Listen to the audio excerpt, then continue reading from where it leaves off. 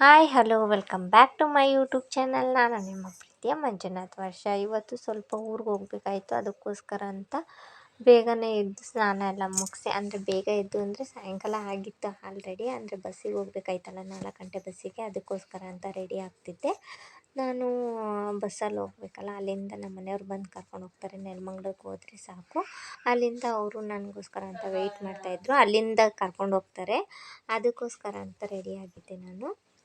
ಮತ್ತು ಮನೆಗೆ ಸ್ವಲ್ಪ ಖಾರದ ಪುಡಿ ಮಾಡ್ಕೊಳ್ಳೋದಿತ್ತು, ಅದಕ್ಕೋಸ್ಕರ ಅಂತ ಖಾರದ ಪುಡಿ ಮಾಡ್ಕೊಂಡಿದ್ದೆ. ಅಂದರೆ ಮನೇಲೇ ಮಾಡ್ಕೊಳೋದು ತುಂಬ ಕಲರ್ ಅಷ್ಟಿರಲ್ಲ, ಬಟ್ ಆದ್ರೂ ಕೂಡ ತುಂಬ ಚೆನ್ನಾಗಿರುತ್ತೆ ಮತ್ತು ಖಾರನೂ ಜಾಸ್ತಿ ಇರುತ್ತೆ.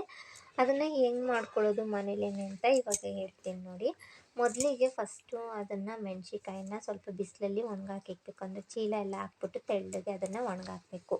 ಆಮೇಲೆ ಬಾಣಲಿಗೆ ಸ್ವಲ್ಪ ಎಣ್ಣೆ ಹಾಕ್ಬಿಟ್ಟು, ಆಮೇಲೆ ಆ ಮೆಣಸಿಕಾಯನ್ನೇ ಒಣಗಾಕಿರ್ತೀವಲ್ಲ ಅದನ್ನು ತೊಗೊಂಬಂದು ಗ್ಯಾಸ್ ಮೇಲೆ ಈ ಥರ ನೀಟಾಗಿ ತಿರುಗಿಸ್ಬೇಕು. ಕೆಳಗಡೆಯಿಂದ ಮೇಲ್ಗಡೆಗೆ ಈ ಥರ ನೀಟಾಗಿ ತಿರುಗಿಸ್ತಾ ಇರಬೇಕು. ಆವಾಗ ಚೆನ್ನಾಗಿ ಮೆಣಸಿಕಾಯಿ ಪೌಡರ್ ಆಗುತ್ತೆ. ಅದಕ್ಕೋಸ್ಕರ ಈ ಥರ ಉರಿಯೋದು.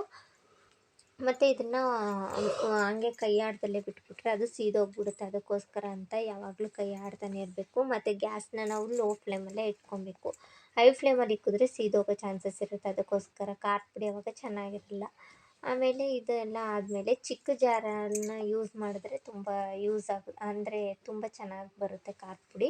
ಯಾಕೆ ಅಂದರೆ ದೊಡ್ಡ ಜಾರು ಯೂಸ್ ಮಾಡೋದ್ರಿಂದ ಮೇಲೆಲ್ಲ ಹಂಗಂಗೆ ಉಳ್ಕೊಂಬಿಡುತ್ತೆ, ಕೆಳಗಡೆದು ಮಾತ್ರ ಪೌಡರ್ ಆಗುತ್ತೆ. ಮತ್ತು 2-3 ಕೆಲಸ ಮಾಡೋದ್ರ ಬದಲು ಚಿಕ್ಕ ಜಾರಿಗೆ ನೀಟಾಗಿ ಈ ಥರ ಹಾಕೊಳೋದ್ರಿಂದ ಪೌಡರ್ ಅನ್ನೋದು ಚೆನ್ನಾಗಿ ಬರುತ್ತೆ. ನೋಡಿ ಇವಾಗ ತೋರಿಸ್ತೀನಿ. ಒಂದು ಸತಿ ಗ್ರೈಂಡ್ ಮಾಡಿದ್ನಲ್ಲ, ಆ ಪೌಡರ್ ಎಷ್ಟು ಚೆನ್ನಾಗಿ ಬಂದಿದೆ ಅಂತ. ಹಿಂಗೆ ನೈಸಾಗಿರಬೇಕು. ಕೆಲವೊಬ್ಬರು ತರ್ತರಿಯಾಗಿ ಇಷ್ಟಪಡ್ತಾರೆ, ನನಗೆ ಮಾತ್ರ ನೈಸಾಗಿರಬೇಕು. ನಾನು ಇಷ್ಟು ನೈಸ್ ಸಾಲದು ಅಂತ ಮತ್ತೆ ಅದನ್ನು ಜಲ್ಡಿ ಬೇರೆ ಇಟ್ಕೊತೀನಿ. ಅಂದರೆ ಜಲ್ಡಿಲಿ ಹಿಂಗೆ ಹಸಿಟ್ಟು ಹೆಂಗೆ ಜಲ್ಡಿ ಹಿಡಿತೀವೋ ಆ ಥರ ಜಲ್ಡಿ ಹಿಡ್ಕೊಂಡು ಖಾರದ ಪುಡಿ ತುಂಬ ದಿನ ಬಾಳಿಕೆ ಬರುತ್ತೆ. ಮೆಣಸಿನ್ಕಾಯಿ ಜಾಸ್ತಿ ಇದ್ದರೆ ಅದೆಲ್ಲ ಹುಳ ಆಗೋ ಚಾನ್ಸಸ್ ಜಾಸ್ತಿ ಇರುತ್ತೆ. ಅದಕ್ಕೋಸ್ಕರ ನಾನು ಈ ಥರ ಮಾಡ್ಕೊತೀನಿ. ಮತ್ತು ತುಂಬ ಜಾಸ್ತಿ ಕೂಡ ಖಾರದ ಪುಡಿನ ನಾನು ಮಾಡ್ಕೊಳಲ್ಲ, ಸ್ವಲ್ಪನೇ ಮಾಡ್ಕೊತೀನಿ. ತಿಂಗ್ಳಿಗೆ ಎಷ್ಟು ಬೇಕೋ ಅಷ್ಟು ಮಾತ್ರನೇ ಮಾಡ್ಕೊತೀನಿ. ಯಾಕೆ ಅಂದರೆ ಅದು ತಿಂಗ್ಳಿಗೆ ಒಂದು ಸತಿ ಮಾಡ್ಕೊಳೋದ್ರಿಂದ ತುಂಬ ಚೆನ್ನಾಗಿ ಖಾರದ ಪುಡಿ ಯೂಸ್ ಆಗುತ್ತೆ. ಅದಕ್ಕೋಸ್ಕರ ನಾನು ಈ ಥರನೇ ಮಾಡ್ಕೊತೀನಿ. ಉಳಿದಿದ್ದನ್ನು ಹಪ್ಳಕ್ಕೆ ಆದರೂ ಮಾಡಿಕೊಬೋದು. ಮೆಣಸಿನ್ಕಾಯಿ ಇರೋದು ಬೇಕಿದ್ದರೆ ಅದನ್ನು ಕೂಡ ಇನ್ನೊಂದು ಸತಿ ಗ್ರೈಂಡ್ ಮಾಡಿದ್ರೆ ತಿರ್ಗಾ ಮತ್ತೆ ಅದು ತುಂಬ ಚೆನ್ನಾಗೇ ಗ್ರೈಂಡ್ ಆಗುತ್ತೆ.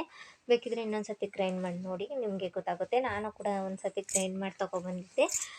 ನೋಡಿ ಈ ಥರ ಮಿಕ್ಸಿಗೆ ಹಾಕ್ಕೊಂಡೆ. ಅದನ್ನು ಉಳಿದಿದ್ದೆಲ್ಲ ತಿರ್ಗಾ ಮತ್ತೆ ಅದನ್ನು ಗ್ರೈಂಡ್ ಮಾಡೋಣ ಅಂತ ತೊಗೊಂಡೋಗ್ತಾಯಿದ್ದೀನಿ.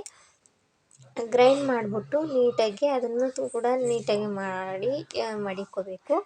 ಇದೆಲ್ಲ ಆದಮೇಲೆ ಅದನ್ನು ಕೂಡ ಜಲ್ದಿ ಹಿಡ್ಕೊಂಡು, ಇವಾಗ ಗ್ರೈಂಡ್ ಮಾಡಿ ತೊಗೊಬಂದಿದ್ದೀನಿ, ಅದನ್ನು ಕೂಡ ನೀಟಾಗಿ ಜಲ್ದಿ ಹಿಡ್ಕೊತೀನಿ. ಆ ಮುಚ್ಚಳದಲ್ಲಿ ಏನೆಲ್ಲ ಇದೆಯಲ್ಲ ಅದನ್ನು ಕೂಡ ನೀಟಾಗಿ ಹಿಂಗೆ ನಾವು ಸ್ಪೂನ್ ಬೇಕಿದ್ರೆ ಸ್ಪೂನ್ ಯೂಸ್ ಮಾಡ್ಬೋದು, ಬೇಡ ಅಂದರೆ ಬೇಕಿದ್ದರೆ ನಾವು ಈ ಥರ ಕೈಯಲ್ಲಿ ಯೂಸ್ ಮಾಡ್ಕೊಬೋದು.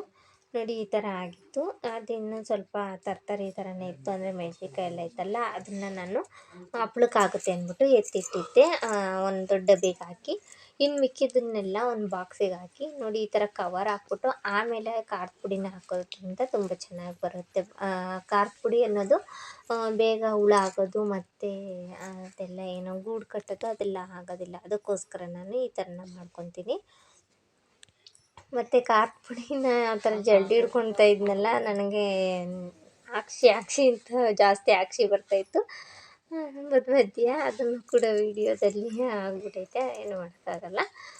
ಮತ್ತು ಇವಾಗ ಎಲ್ಲ ಆಯಿತು. ಖಾರದ ಪುಡಿ ನೋಡಿ ಇಷ್ಟು ಚೆನ್ನಾಗಿ